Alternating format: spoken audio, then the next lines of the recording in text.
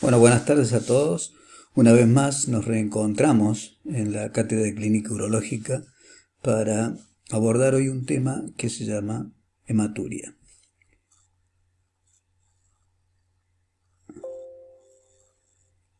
En la hematuria, en esta clase, ¿cuáles son nuestros objetivos? Vamos a trabajar sobre el concepto de hematuria, cuáles son sus causas, qué tipos de hematurias podemos encontrar y qué abordaje podemos hacer cada una de ellas para llegar a un diagnóstico correcto o lo más acertado posible. Concepto de hematuria.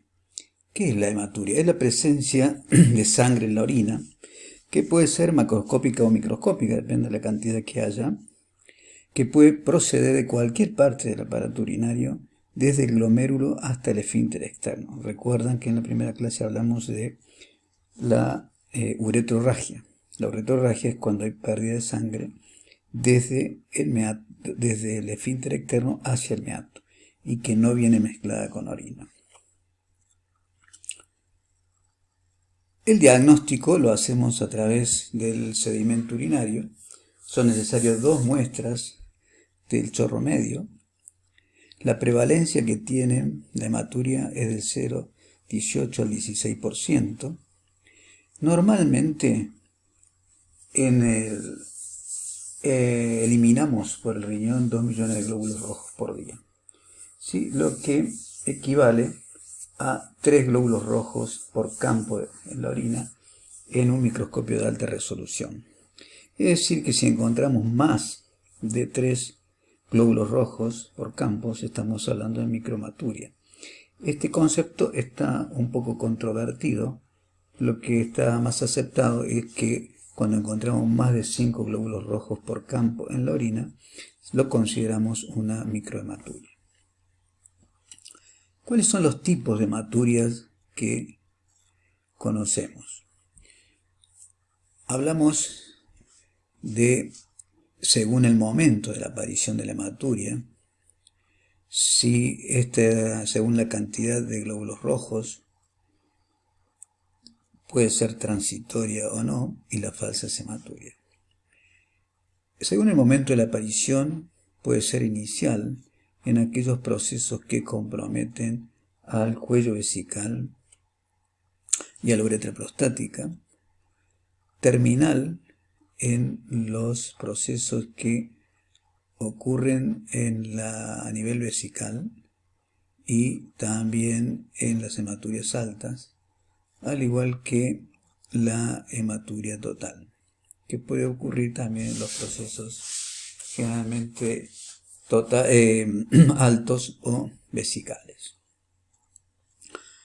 Ahora, según la cantidad de glóbulos rojos, dijimos que consideramos más de 5 glóbulos rojos por campo en la orina, la microscópica. La macroscópica tenemos que tener presente que la orina va a tener un color rojizo cuando tiene más de 1 mililitro de sangre por litro de orina, o cuando hay un conteo de glóbulos rojos en la orina mayor a 100 hematíes por campo.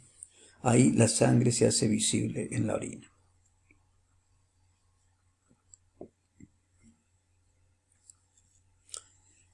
¿A qué consideramos falsas hematuria? Es decir, aquellas situaciones en las cuales el paciente dice, mire, orino rojizo, doctor, pero en realidad no sé si es sangre o no, o orino con sangre y en realidad no está orinando con sangre. Y ahí tenemos alimentos como remolacha, la mora, todos hemos comido remolacha o mora y hemos visto que nuestra orina cambia de color.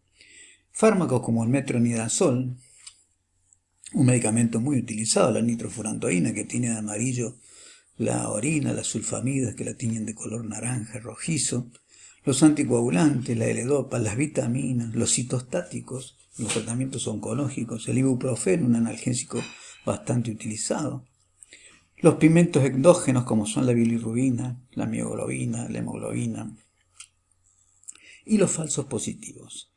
La hemoglobina puede teñir de rojo la orina y es un falso positivo. El pH cuando es menor de 5.1, y un dato importante es que a veces muchas personas consumen vitaminas. Cuando se consume más vitamina C, más de 200 miligramos por día, también puede dar una falsa hematuria. Las causas de la hematuria. Las hematuria dijimos que pueden ser transitoria, glomerular o nefrológica, y las hematurias urológicas.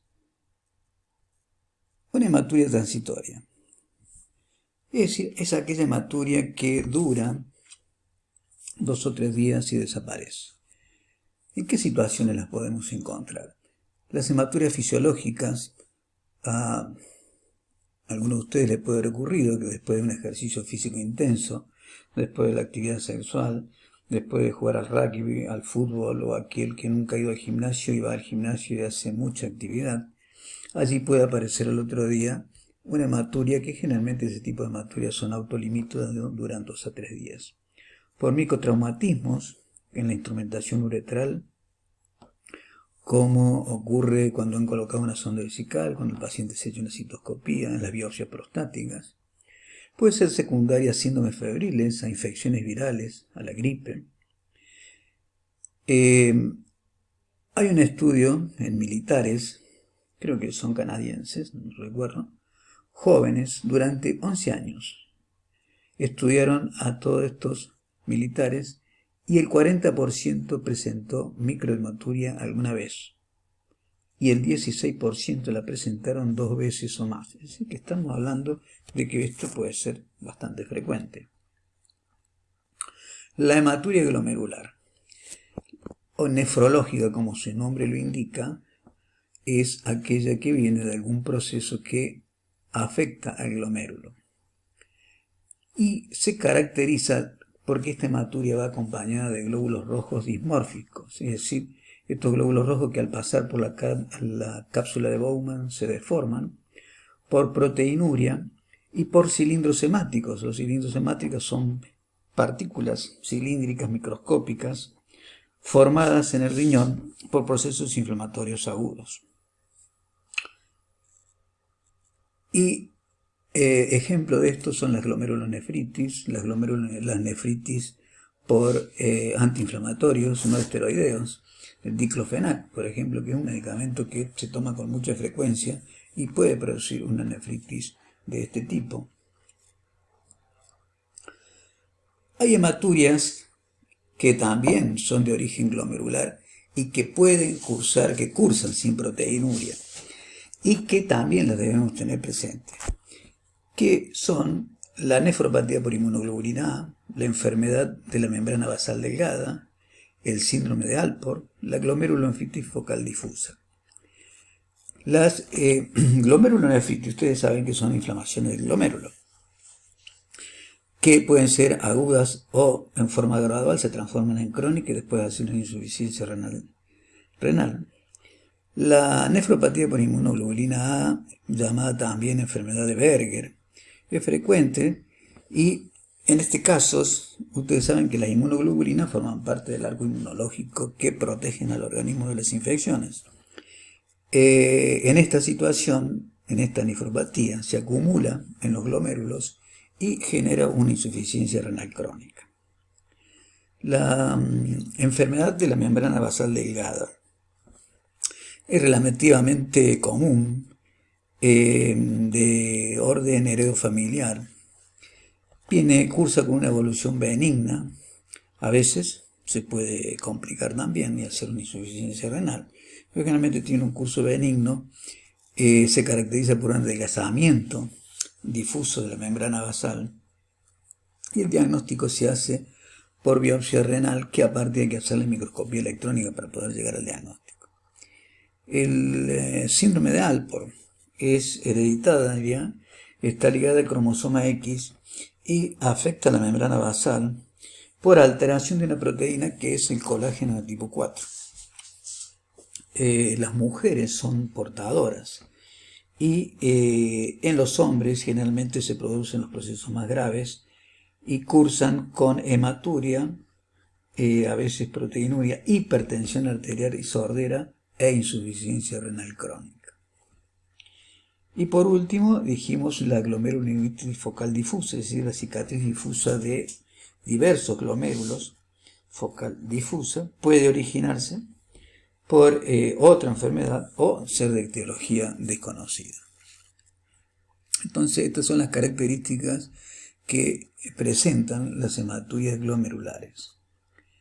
Las hematurias urológicas, las no glomerulares, tenemos que tener en cuenta que puede ser producida por tres cosas fundamentales. Los tumores, la litiasis y la infección no tienen ni proteína, ni glóbulos rojos dimórficos, ni cilindros hemáticos. Tumores de cualquier parte del árbol urinario, de próstata, de riñón, de vejiga, de la uretra prostática. Las litiasis y las infecciones, ya sean las prostatitis, las pielonefritis, la cistitis, etc.